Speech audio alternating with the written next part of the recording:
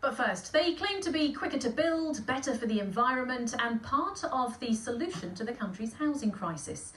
Built in a factory and assembled quickly on site, modular homes were invaluable after the war, but standards and quality have come a very long way since. In fact, the UK government recently did a £90 million deal with a Japanese building firm to supply their flat pack homes here. But a Peterborough company which makes modular housing says councils need to buy in to what they can offer. Kate Bradbrook has been to see them.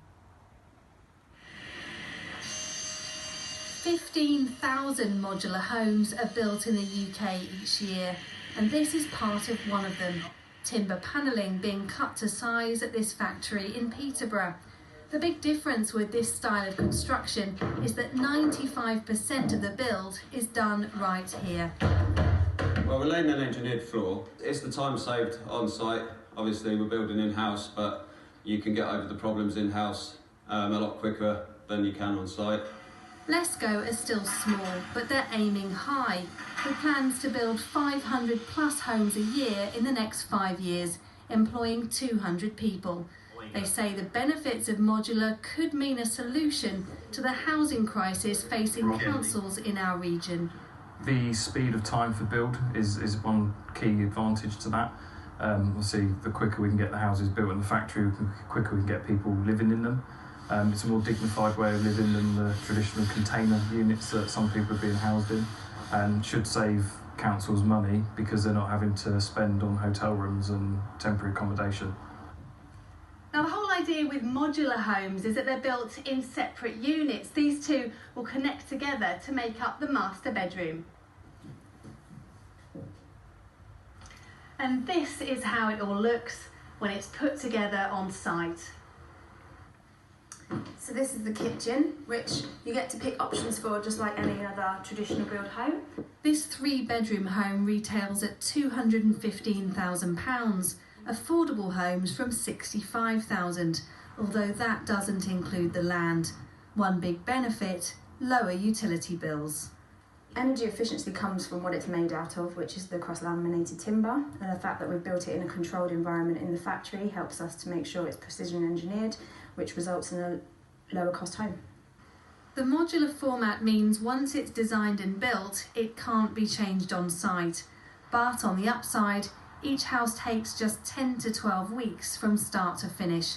So with thousands of new homes needed in this country, could houses like this offer an alternative answer? Kate Bradbrook, BBC Look East in Peterborough. Well, let's talk about this now with Dr. Sue Chadwick, a strategic planning advisor, also chair of Cambridge Ahead Housing Project. The government said a couple of years ago it wanted more factories like this in the UK to boost modular home production. Why do you think more aren't being built?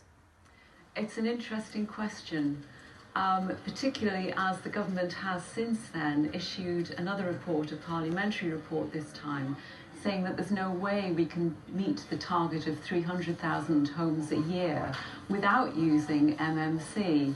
And I'm using the term MMC, which is what that means is modern methods of construction, and that's where people usually categorise modular houses such as this.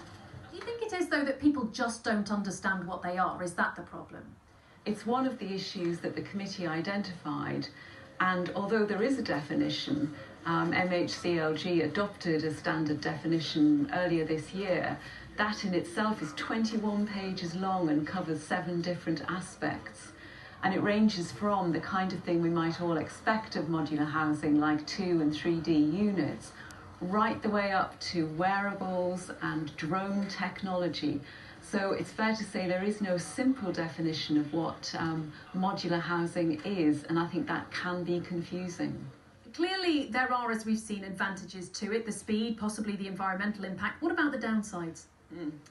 There are a number of advantages, and I think the report is pretty clear that the advantages outweigh the disadvantages.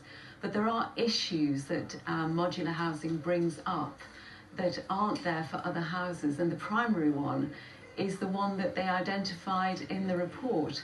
The homes at Peterborough are being manufactured at Peterborough, but they're not going to probably go up in Peterborough. So you have an immediate issue there in terms of planning, that you have most of the construction happening in one place, and the actual homes being built in another. And while that can reduce the environmental impacts on site in one place, you have to consider, if you're thinking about approving a permission for modular housing, that you're actually also approving a factory use as well somewhere else. And I guess lots of lorries carrying huge pieces of housing down somewhere like the A14. I want to get on to your housing project, if I may. You chair a housing project in Cambridgeshire. You're trying to provide homes for young professionals in particular. Yeah. Would modular work for you? I think it's one of the ways that the answer could be found. So as chair of the housing project at Cambridge Ahead, we are actively looking for innovative ways to solve the issue in Cambridge of housing young professionals. And modular methods of construction are something we have to take into account, especially in a place as innovative as Cambridge.